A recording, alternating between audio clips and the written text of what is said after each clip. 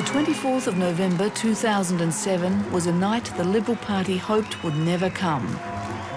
John Howard, the most successful politician of his generation, was gone. My fellow Australians, a few moments ago I telephoned Mr Kevin Rudd and I congratulated him. For 33 years he had served this party he adored, but in the end he stayed too long.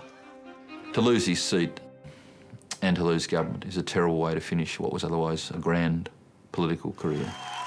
And I will love the Liberal Party for the rest of my life. On that night and in the days and year that followed, one question stood out. How did this master politician fall so heavily from grace? The world had changed, but John Howard had not changed with it. Arrogance, hubris, I mean, call it what you like, and ultimately it cost us dearly. There was only one person who was holding him back from retiring. It was him. All things come to an end.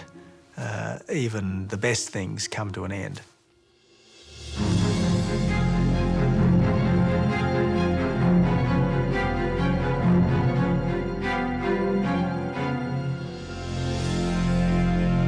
John Howard, the member for Bellot.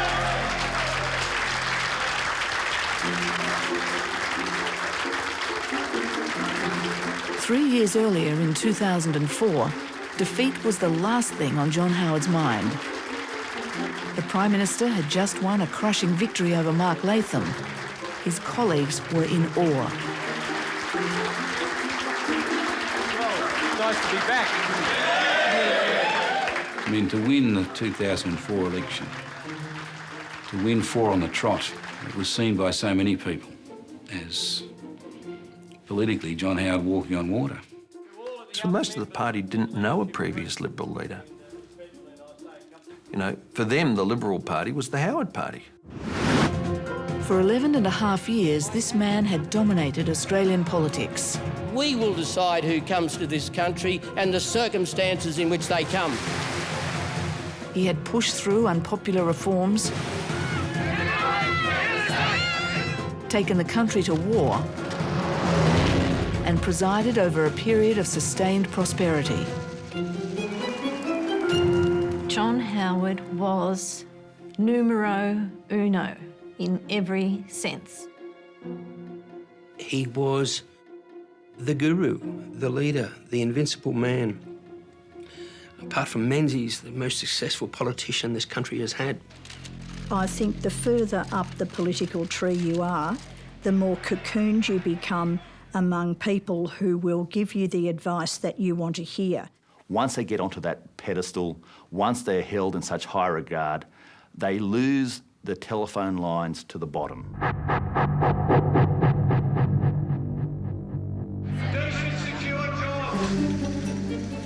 But John Howard was sure he was still in touch with his battlers, that they'd follow him on yet another policy adventure, a radical overhaul of industrial relations laws called work choices. How are you? If ever we were to enact this further reform, this was the time to do it. A strong economy, a falling level of unemployment. The probabilities that people were going to be ripped off in this environment were lower than in the last several decades. Now, if you didn't do it then, you'd never do it. And now, as the first Prime Minister since Malcolm Fraser to have control of the Senate, no one could thwart John Howard's plan to change Australia's workplace laws. There was a feeling, which certainly John Howard had, that in controlling the Senate we should do some of the things that we really believe are right for the country, even if they're not always going to be very popular, because we can get these things through. When work choices were brought in, it's like a lot of other things. John Howard walked into the room, said, I've got a large body of IR policy, sort of thing we've wanted to do forever. And we all stood up and clapped, and that was it. I didn't really see a lot of questioning of the decision. Mr Speaker, there will be those who will say that these reforms are unnecessary. Who am I to question his judgment? Some will argue that they represent an attack on the pay and conditions of the working men and women of Australia. Hello.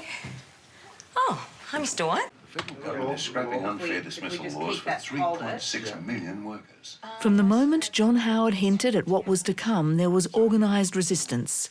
So if you think that you and your family are safe... His old adversary, the union movement, had been quietly working behind the scenes, preparing a sophisticated ad campaign.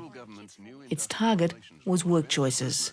He said he was going to sack me if I didn't come in. The union ads delivered immediate results. Yes, Mr. Howard. Yes, I believe these new rules you're bringing in are firmly putting the whip handle back in the hands of the employer. Good morning, Mr. Howard. Hello, Jean. Hello. I'm very proud to be an Australian, but I'm becoming very, very anxious. So what's your concern, Jean? Do you want to... I mean, the industrial changes haven't come in yet. Well, this is the whole point. It hasn't. But what is going to happen when it does? I think his attitude on work choices was that because he had credit with the so-called Howard battlers, he hoped he could sell it to them.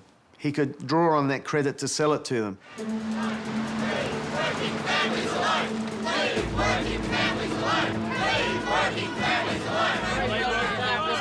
This government will look after working families very well. We don't know about that.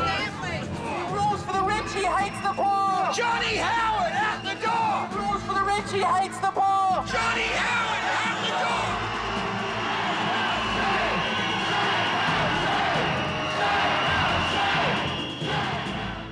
John Howard was losing the public relations battle. Workers were now fearful of losing their overtime, their leave, even their jobs. But still, he pressed ahead. Sorry I brought so many friends with me.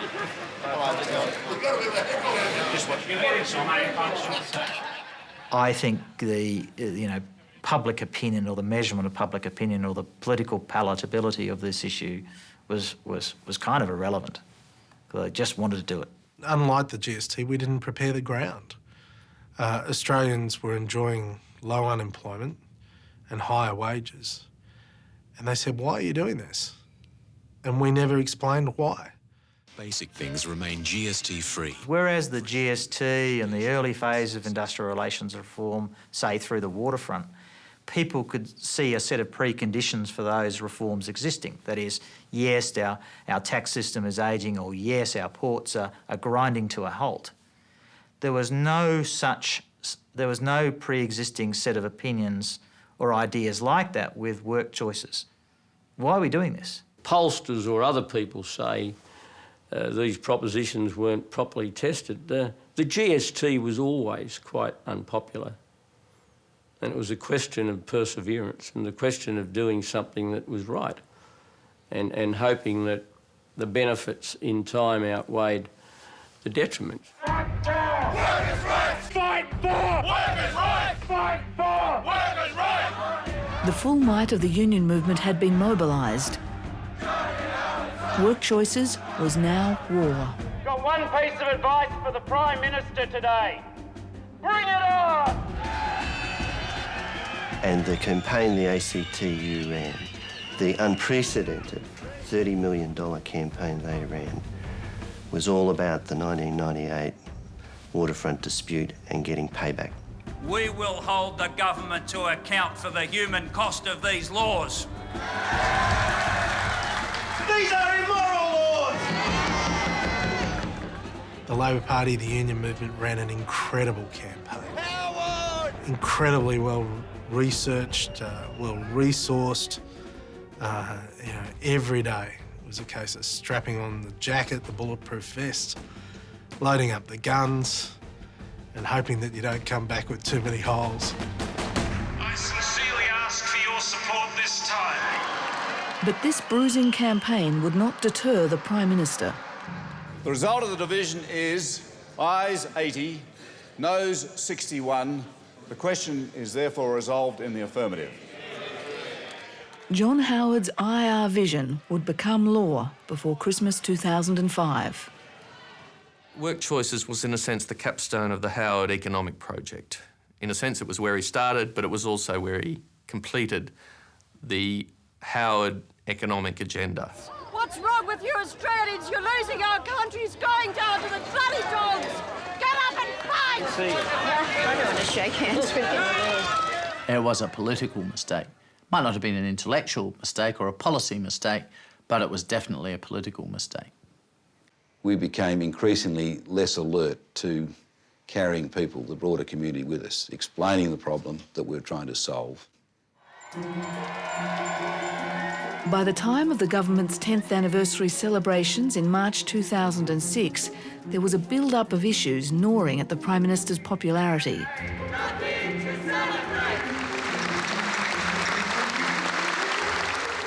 For years, he'd put off the question of succession. But now, even against this backdrop of tributes, there was constant talk in the Liberal Party about if and when the Prime Minister would retire. 10 years. Suddenly made me think about it tonight. I fully expected the 10th anniversary was a logical moment for the PM to hand over, and he would. It was always a subject of discussion. You know, what was the Prime Minister going to do? When was he going to do it? Was it going to happen? Was it going to ever happen? Oh, I know certain cabinet members had said, let's get through the 2004 election. You know, he'll move on then. I'm sure he'll move on. I think he'll move on. I know he'll move on. It'll be my view he should move on. 1 minute you're thinking, yes, of course, it's obvious. He will go and he will know he's got to go and he will manage it and he's got all this political judgment and skill and he'll deal with it. The next minute you'd think, you know, they'll carry John Howard out in a coffin. And I now officially welcome John Howard to speak on the 10th anniversary of coalition government. For a decade, this had been Peter Costello's job, the warm-up man for the main act. It was a role he'd grown weary of long ago, and the party knew it. We all felt as if we were sitting on Vesuvius, you know, we were waiting for the eruption. It was like the last days of Pompeii, you know. The expectation was, don't rock the boat. It'll all be okay. Back in 2003, deep in the corridors of Parliament House over a late-night drink, even John Howard's most loyal lieutenant, Tony Abbott, assured him that this term there would be a handover, that Peter Costello would soon be king. Inevitably, in those conversations, you, to give comfort and reassurance to people, probably say things like, mate, it'll be your turn pretty soon, and I'll be on your side when that time comes. Well, I said to Tony, it's all very well to say that John will stay on for one more election, which is the 2004 election, but what if he tries to stay for the 2007 election? And Tony's response was, he won't. He'll do what's in the interests of the party. Look, all sorts of things get said in those late-night comfort sessions, and I'm not going to say that I never said anything like that. And when I said to Tony, well, what if he doesn't? Tony said, we'll make it clear that it would be in the interests of the party to have a handover before the 2007 election. But it's one thing to pledge undying love late at night after lots of booze. Another thing in the cold light of day to actually do some of these things. And it's wrong to think that late night love talk is necessarily going to be acted upon in the same way that a legal contract is going to be acted upon. Who are we going to see here? By the 9th of May 2006, the handover Peter Costello had been promised still hadn't come. The Treasurer was preparing to deliver his 11th budget. The question was, would there be a 12th? This budget's been described as your love child. Are you going to have another one for the country, or is that... I think I'll leave it there. I've had my one for the country, and the rest is in the lap of the gods. Thank you all very much. If the gods could speak, they'd have news for Peter Costello. My position was that all things being equal, I would go before the next election. John Howard, now well into his 60s, was confiding in those closest to him about his political future. He certainly indicated to me on occasions that he was thinking of retiring during the life of the Parliament at some stage during 2006 and, you know, towards the end of 2006. I'm going to be out of action for I had a clear sense that he was contemplating it. I didn't have a clear sense that he'd made a firm decision to do so.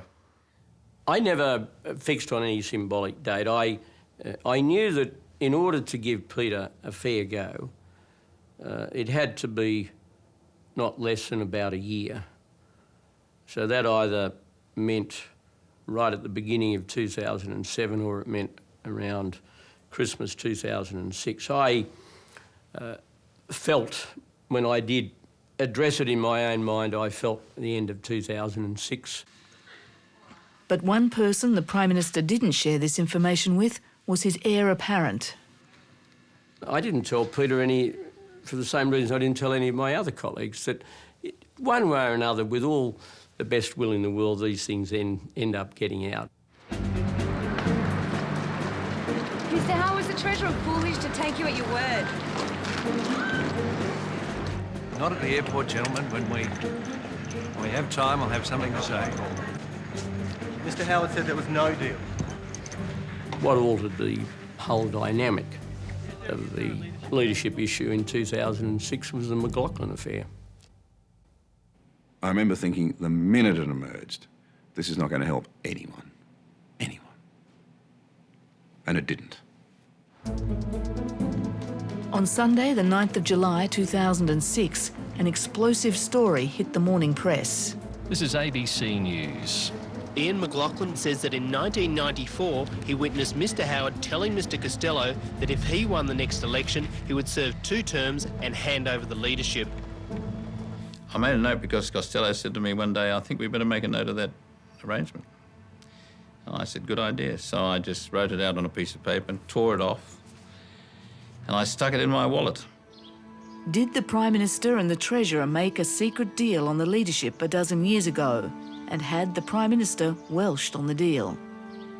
I remember that meeting very clearly, and I indicated that, and it was my feeling then that I'd only serve 1 or 2 terms. That was my feeling at the time.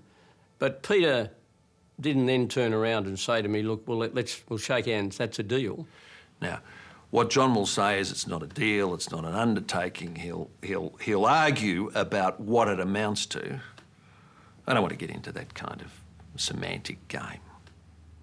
There's no dispute at all about what was said. Hello there.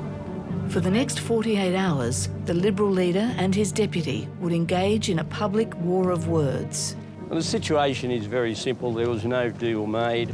I did not ask Mr. McLaughlin to relate these matters, but his account is entirely accurate. The leadership of the Liberal Party is not determined by John Howard or Peter Costello or indeed any other individual. Is the Prime Minister lying? Look, I'm telling you what happened. I'm not making any allegations against anybody. The other big question is whether they can still work together, and that will be tested at tomorrow's Cabinet meeting in Sydney. Never seen so many people.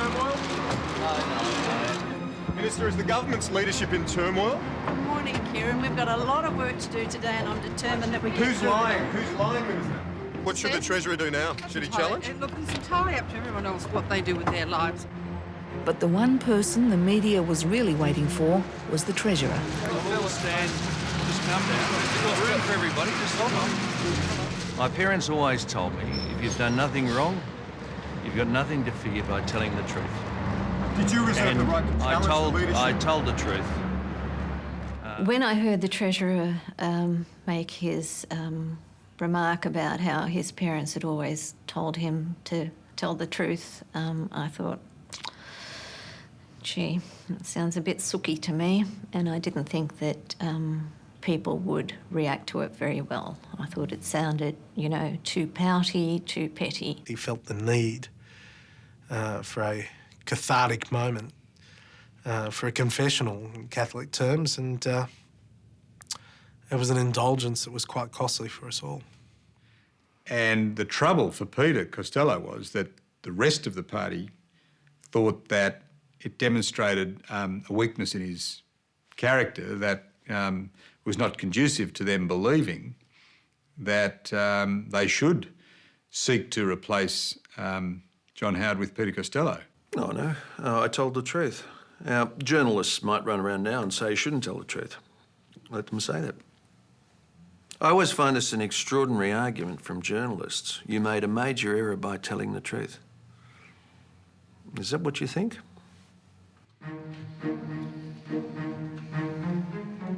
As ministers filed into the cabinet room in Sydney, the mood was tense. The two rivals hadn't spoken since this story broke. There was certainly a coolness and an iciness in the air, an unpleasantness, clearly. Very disappointing, probably not dissimilar to the horrible feelings that kids have when they see their parents fighting and splitting up. And I think I might have said, you guys have got to work this out very quickly, and it requires you two to work it out. Peter Costello and John Howard would now meet privately for half an hour. He was obviously under a bit of strain, and there was a fair amount of tension around, and it wasn't the easiest of conversations. I said to him, you know, I served through 2 terms and then a 3rd, and now we're into a 4th. My view, John, is that you'll be running at the next election when you're 67. You'll be asking for a 5th term. It will be very hard to win. It will be extremely hard to win. He did repeat his view that he wanted a smooth transition, and I did say to him then that I felt this had altered the situation and made it more difficult for me to go. He told me he thought he could beat Beazley. I said, but you may not be running against Beazley. What a departure at that time would have looked like was that I was being pushed out because of some allegedly broken deal. Well, there was no way I was going to tolerate that, and there was no way a lot of people around me were going to tolerate that. I thought that this whole incident changed his mind, and not with the enthusiasm that it's sometimes portrayed. I think, you know, he felt, well, that's ruled out an option for me that I was quite keen to take. I felt that, really. 3 weeks later, John Howard travelled to cyclone-ravaged far north Queensland. Hello there. The leadership question still hadn't been resolved. Golly, how long have you been like that? Hello! But the party and the public left him in no doubt what they wanted him to do. Keep on keeping on. Good advice. It is the very strong view of the Liberal Party, indeed the overwhelming view of the Liberal Party, that the current leadership team, with me as leader and Peter Costello as deputy leader, should remain in place through to the next election. Oh, how you going, Mr Howard? Very well, John. I'm very glad that you stayed on as Prime Minister, and I hope you can stay on to your 100 for all that matter. But Peter Costello just fell over. John Howard had probably 90% support in the party. Everybody, well, not everybody, but almost everybody was insisting that he should stay. Peter Costello had been snookered. Well, he should have courted his colleagues better, you know, instead of just assuming that they would, you know, naturally be drawn to him because of his obvious talents. I've heard a million stories that his office wasn't friendly enough to backbenchers, that he didn't take enough of them out to dinner, etc., etc. You know, I know you're meant to do those things, but if that's the stuff which members will judge you on as to whether you're capable of being Prime Minister, as to whether you've had them at a barbecue or taken them to dinner,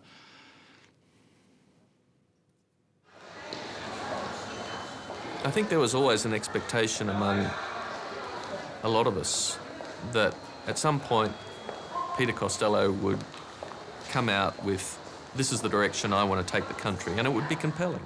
But in the end, it didn't sort of materialise, and it got overshadowed by this idea of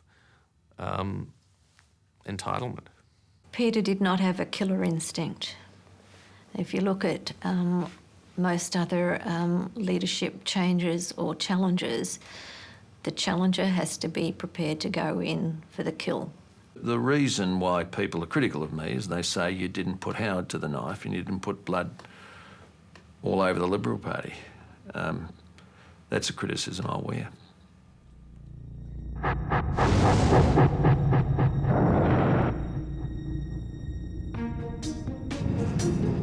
The fate of the coalition government was now in John Howard's hands. But outside the party, there were issues developing that would make life very difficult for a Prime Minister who'd been in office for 10 years. Well, how does this compare with the other droughts you've seen? This is the worst I've ever seen it. I can certainly remember the month, I think, of October 2006 as being what I described to some of my friends and colleagues at the time as a perfect storm on the climate issue. Across most of Australia, the average temperature rose by more than 1 degree. With heat, fire and drought ravaging the land, talk of climate change was now happening around kitchen tables. The climate change review from the former World Bank executive Sir Nicholas Stern says the planet has only 10 years to avert economic catastrophe. You had the Stern report, you had very early bushfires in Victoria, you had the crunching grip of the drought. And all of those things seemed to come together. I did get the sense that he was in a new political game and he didn't quite know how to engage on it. But the Labor Party had effectively sort of captured the issue and said we're the only guys who care about climate change. The opposition accused the Prime Minister of being a fossil, stuck in time over global warming. A climate change sceptic, despite a tsunami of science. I'm not going to betray the natural advantages that this country has. I'm not going to betray those associated with the resource industry. The government had a problem. It would never win the public debate over climate change while the Cabinet remained sceptical about the science. I do know that amongst my colleagues there was a range of views, as there is within the community. We had senior members of Cabinet being derisive about the issue and effectively saying, well, climate change isn't real. There are some people who still say to this day that there's no evidence that gas emissions are the result of human activity. I am Al Gore. I used to be the next president of the United States of America. In the spring of 2006, the former US Vice President Al Gore came to Australia to promote his Oscar-winning documentary, An Inconvenient Truth. For a Prime Minister under pressure on climate change, the timing could not have been worse. Well, I don't take policy advice from films. But it's a documentary and it's based on fact. Well, our policies are based on fact too, and the fact is that if we sign the Kyoto Protocol, we would destroy a lot of Australian industry. For the past decade, John Howard had argued ratifying the Kyoto Protocol was pointless unless the world's biggest emitters, the US and China, signed up. If we had gone the full bore on Kyoto, we could have put our industry at a competitive disadvantage against competitor countries like China. By his fourth term in office, this argument was washing over voters. The domestic tide had turned against John Howard. Prime Minister, I have voted for you since the moment that I could vote, but I'm actually probably going to change my vote this election. Australia's got an appalling record for doing nothing about greenhouse gas emissions. When is our government going to do something about it? The public thought we looked stubborn. This is a classic example of how the politics of symbolism can be very strong and very effective. There were people out in the Australian community, and I got letters from people during the election campaign saying this, that if only you sign Kyoto and save the planet. And Now, that was a view that some people had. And I thought the sensible way was to go the ratification way. You might have been able to do that under a new leader, but you couldn't do that under John Howard because he was now so entrenched in the anti-ratification camp. Look, it was logical. The earth was warming. Have a little more pressure applied to you. You know, I was on Sunrise with Kevin Rudd, and Sunrise ran this campaign, Cool the Globe, and had something like 500,000 unique signatures by email from around Australia. It was pretty clear something was happening, but I think we lost our touch on the environment at that point. My suspicion is that as time goes by, there will be increasing doubts raised in the community about whether everything said in alarmist terms about climate change is correct. Okay. Thank you. I think the climate is about to change. Thank you. For some in the party, the Prime Minister's approach to climate change was a symptom of a bigger problem. The government, like the landscape, was looking faded and worn. And at 67, still not tiring, Prime Minister. We've all got our problems. Some people look like me. Nice to see you. Hello, Grace. We were all very worried that there wasn't really any sort of forward agenda involving new ideas. There was lots of policy, but there was very few new ideas for the 2007 contest. And, you know, just searching around for something to sell in that period was very difficult. Iraq Prime Minister shocking death toll in Baghdad overnight, worst since the war started. When the government's own agenda wasn't making news, there was plenty of room for other stories to fill the vacuum. This is just getting worse. Well, it's certainly going through a very bad phase, I acknowledge that, and nobody is other than horrified at the continued loss of life. In the safe Liberal part of my electorate, which some people would rudely describe as the doctor's wives part of my electorate, those voters decided that while they could tolerate a lot because of our economic side, they couldn't tolerate this build-up of issues.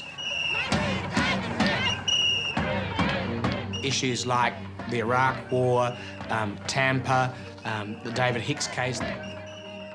By 2006, Adelaide man David Hicks had been held on terror charges at Guantanamo Bay for 5 years without trial. It's one of those sort of issues where people cross the road to tell you. You shouldn't have been kept there at all, let alone for 5 years in a bloody cell. And these were not wild-eyed radicals, they were Liberal members who were deeply offended and deeply concerned at the way in which David Hicks had just been detained and there was just no resolution. Even when people at the cattle yards are saying, listen, you know, I think he's a ratbag, but he deserves his day in court and I reckon you should do something about it, then you got to say, well, hang on, we better move the debate. For months, Cornelia Rao's family feared she was dead, but now she's being killed. It wasn't just David Hicks's case creating new enemies for John Howard. The 39-year-old former Qantas flight attendant who suffers from schizophrenia had been held in Baxter Detention Centre since at least September. Case after case of wrongful immigration detention and stories of women and children being held for year after year had made even traditional Liberal voters uneasy with the government's approach to asylum seekers. I think there'd been a shift in the general community. We had the whole issue of Cornelia Rao, and there was emerging disquiet over the whole refugee process. If you have a look at our immigration policies, our refugee policies, they were draconic. I do believe that the Prime Minister did not recognise that since 1996 the world has changed. Good to see you. Good to see you. And there was big change on the way. After a decade of John Howard, Labor had been desperately searching for a way out of the political wilderness. A generational change. Rudd and Gillard will take Labor to the next election. Kevin Rudd has been duly elected leader. On the 4th of December 2006, it found it. Kevin, now sense of relief. After the vote, we'll be talking soon. Yes. I've got to say that as a political professional of, 15, 20 years standing, that I was deeply worried almost immediately after the leadership change. And Kevin, good morning. Good morning, Alan. Congratulations. Thanks, appreciate that. Not bad for a boy from a dairy farm at New Mundy. This is the part of country Australia where my parents raised me. Like many of their generation, Mum and Dad... People were interested in Rudd because he was new. And the newness of Rudd contrasted with and amplified the age of the government and of Howard. I was extremely worried about it because it did change the whole ballgame. I thought Kevin Rudd would define himself as a younger version of John Howard and that he would present himself as a riskless change. That's exactly what he did. Just to say, if he got any closer to John Howard, he'd have to get permission off Jeanette. Well, it was clearly going to be trouble in the short term. The question was whether he would sustain popularity over time. See, Eeyore up there? Do you like Eeyore? There was a spooky similarity between Mark Latham taking over and Rudd taking over when he did. I think there was an expectation that Rudd would start to make mistakes and history would repeat itself. But it didn't, and over the summer of 2007, John Howard, the master tactician, worked on a strategy to combat Kevin Rudd. The Prime Minister today unveiled a $10 billion plan to help fix the country's water crisis. David Hicks will be back in Australia within 2 months and will be free to walk the streets by the new year. John Howard has caved in to public concern about his controversial work choices laws. This is the best received budget in the Howard government's 11-year history. Today's news poll in the Australian, like yesterday's Galaxy poll, would indicate a landslide defeat for the government if an election were held tomorrow. What a disappointment. But nothing the government did gave it a bounce in the polls. Top of the morning to you. Morning, how are you? Good to see you. From mid-year on, we were dancing and skipping and asking the electorate to take a look at us. But they'd latched on to another act. And it was the other act that had taken their imagination. And it's a bit like being in a broken down car on a family holiday. You'd sort of turn the key so many times and nothing was happening. And by the time we realised it's different to the previous election, we're in deep doo-doo. As Canberra's winter approached, coalition MPs gathered for a party room meeting. The mood was grim. I think the most coldly rational man in that party room was probably John Howard himself, and it became a kind of, he almost in a bizarre way became exasperated by the blind faith in his invincibility. MPs looking for a sign of hope from their Prime Minister was sorely disappointed. When he said, well, people expect me to pull a rabbit out of a hat. I don't have a hat. And I said to the person sitting next to me, perhaps audibly, he doesn't have a rabbit. And he heard this and he said, yeah, I don't have a rabbit either. But the Prime Minister did find a cause, and it would surprise even his own party. I'd been exposed to stories from women in the Aboriginal community in the past about the violence they'd been subjected to. I mean, there was report without number of how alcohol was at the heart of the destruction of these communities. For a decade, John Howard had struggled with the perception he'd failed Indigenous Australians. But he now had a trigger to act on his own terms. The release of a shocking report into child abuse that the Northern Territory's own government had been sitting on for weeks. Well, on this occasion, you had a report in an area of Australia over which we had direct control. And you had a manifest failure of a Territory government. The authors had visited 45 communities in the Territory, and in every single community they had uncovered evidence of child sexual abuse. That was unprecedented. You can't have a community of 2,000 and 3,000 people, or 300, without police. And then there's anarchy running, riot in your community. How the hell do you think you'd live? At a cabinet meeting on Monday, the 18th of June 2007, the Prime Minister made his feelings known. We're in the middle of some discussion, and John literally blurts out, "I think I want to ban alcohol." And of course the rest of the room sort of went, where? I mean, how can you hope that a kid can study for an exam if there's drunkenness and violence around him the whole time? John Howard charged Mal Brough with putting an end to the abuse. The minister had already seen it for himself, and the experience still haunted him. You stand in a community and you hear of 15 men that have committed the most heinous crimes, and there's only 90 of them in the community. And you go back to that community and you hear of 10 to 15-year-olds raping 6-year-olds. I'm sorry. People think this shit's not real.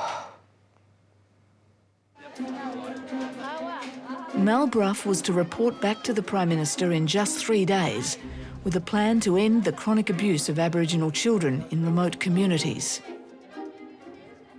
You tell a public servant that they've got to put a package together like this in 3 days, and they think this is impossible.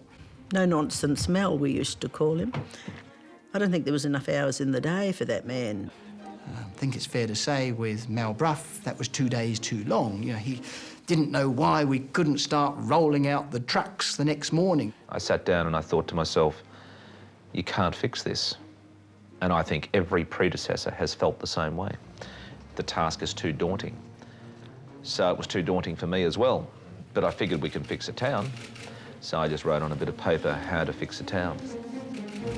We regard this as akin to a national emergency.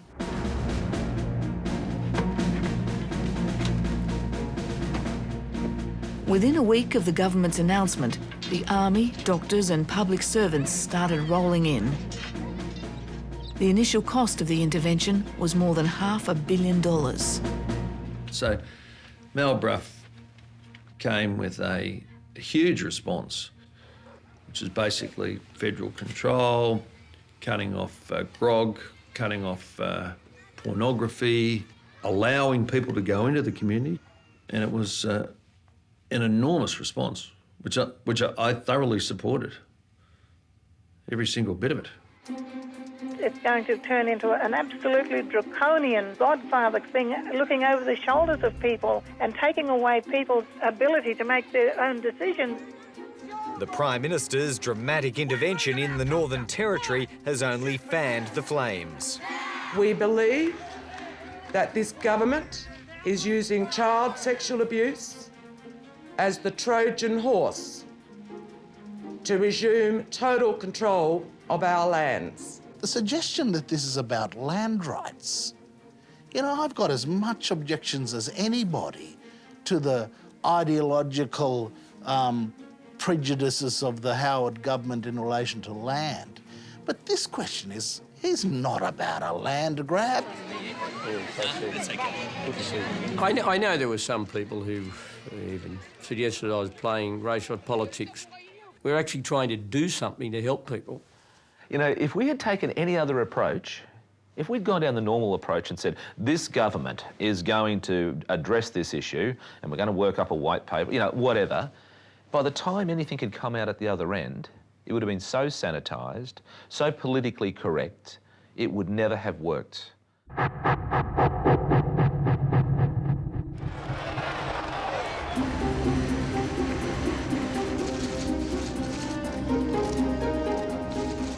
By early September 2007, a roll call of world leaders gathered in Sydney for APEC.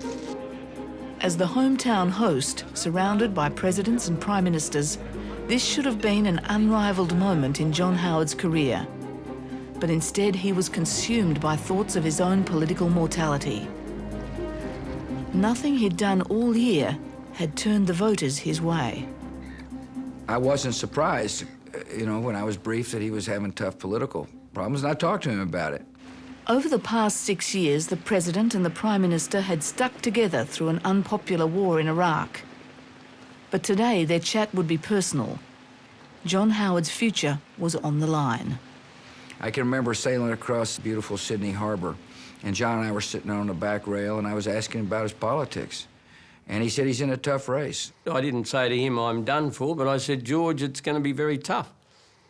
And he had some suitable words of encouragement. And yet he wasn't moping about it.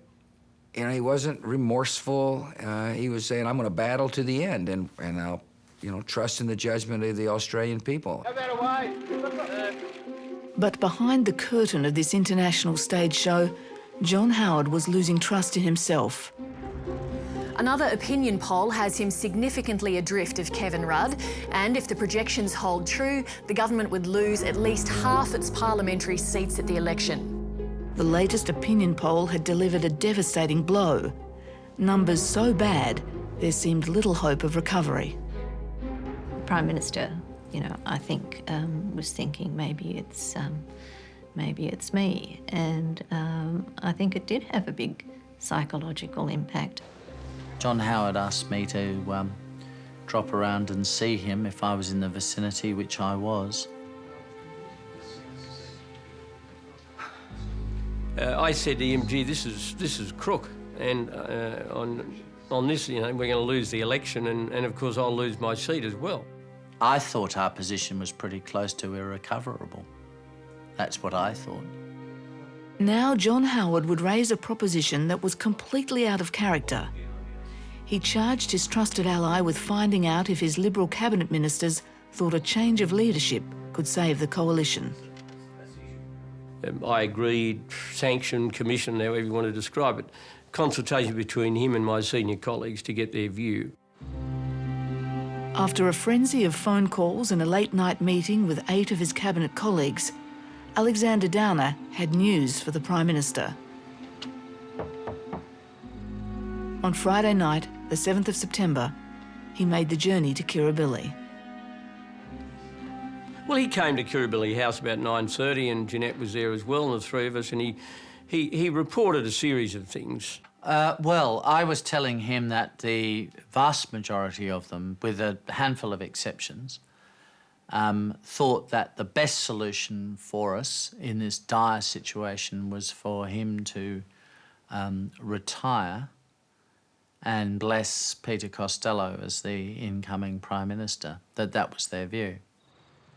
But John Howard heard a different message from the Foreign Minister. He reported a complete unwillingness on the part of the colleagues collectively to publicly own a request that I should go. They said they couldn't possibly do that. And he also reported that although people were very pessimistic about our prospects, quite a number of them had reservations about Peter's capacity to do any better. As this drama unfolded, Peter Costello sat ever hopeful on the sidelines. He'd been warned to prepare himself for the ultimate prize in Australian politics. And I started drawing up a speech, which I would deliver when Howard stood down from the leadership. Even at that late stage, there was a possibility of running a sort of 100-day campaign. We would ratify Kyoto, for example.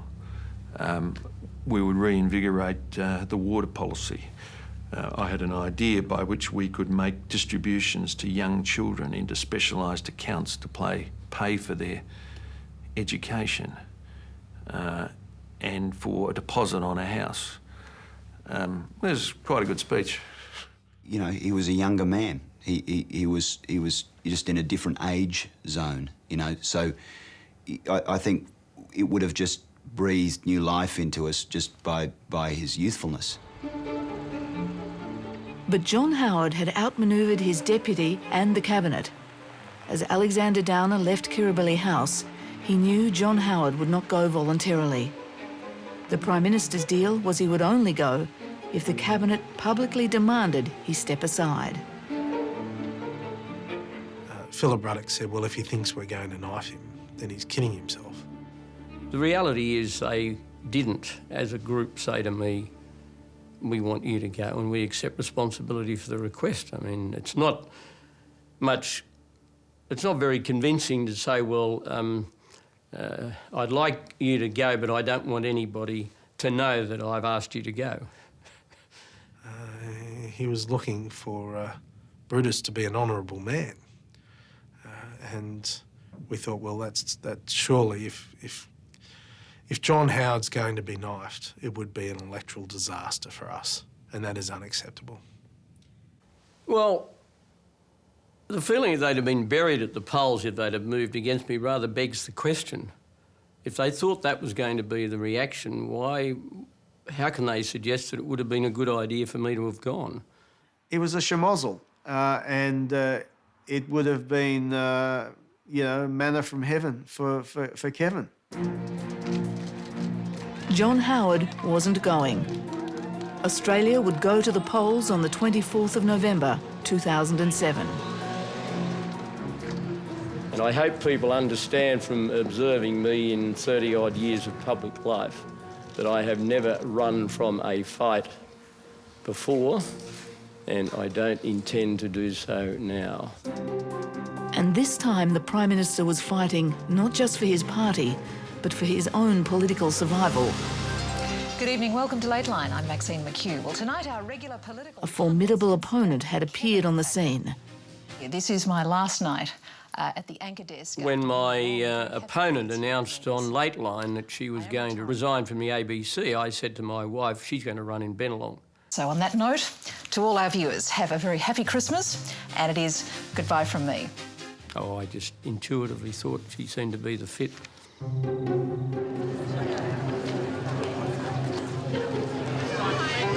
How are you? Nobody can escape the marauding Prime Minister. Can't find it hard. Hello. That's it.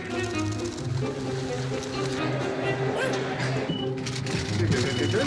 This way. John Howard could see this train coming at him and tried to derail the train, but he knew pretty well right to the end that he hadn't done enough to stop the train. The train was Kevin Rudd. As dawn broke on election day in Sydney, John Howard steeled himself for the hours ahead. Morning. You're the comeback king. You can do it, sir. You can do it. Thank you. Good morning. Morning, everybody else.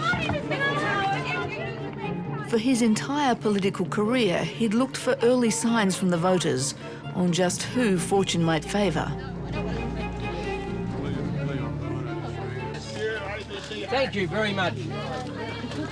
Now, is this the queue? No, at the back, Johnny. At the back, Johnny. That's the way, mate. You're a queue jumper. As John Howard waited to cast his vote at a local primary school, it was clear his electorate had turned against him. If you're re-elected, will you continue to lock children up behind razor wire? We'll continue with the same border protection policy that we... Election 2007 was actually sad. Right from the first results, he didn't look good. Maxine McHugh has, at this stage, pulled off a swing, we're saying, of 5.3%.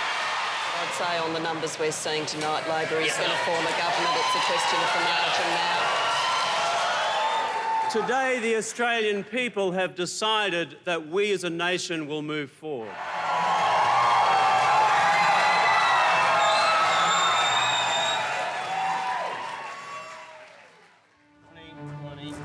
Hello, David.